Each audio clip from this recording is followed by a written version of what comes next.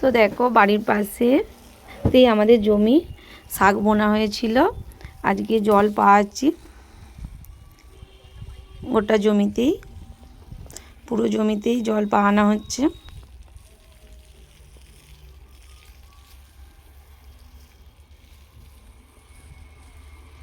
জল না দিলে শাক ফুটবে না।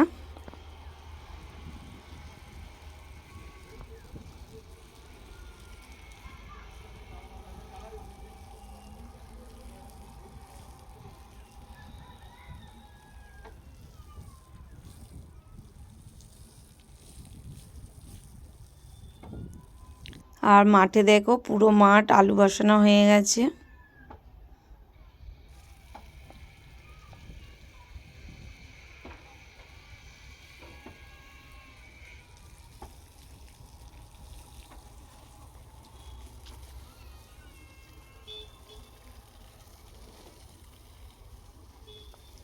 আগে অল্প করে জল দিয়ে একটু ভিজিয়ে নিচ্ছি মাটিটাকে, তাহলে মাটিটা ভিজতে সুবিধে হবে।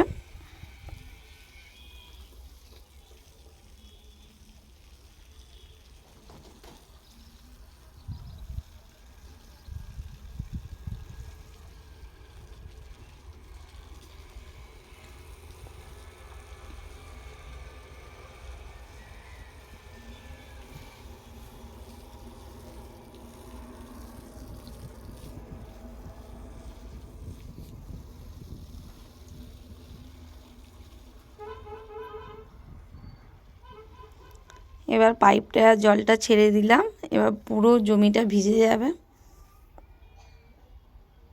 এখানে গাঁদা গাছগুলো বড় বড় হয়ে গেছে।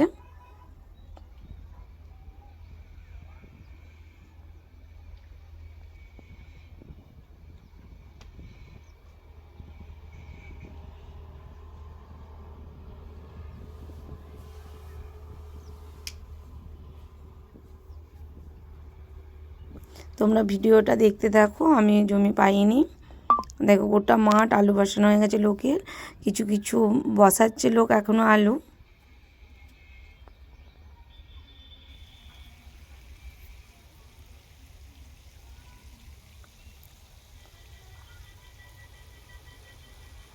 পুরো পাইপের জল ছেড়ে দিয়েছি, দেখো ডুবে ডুবে পাইছে।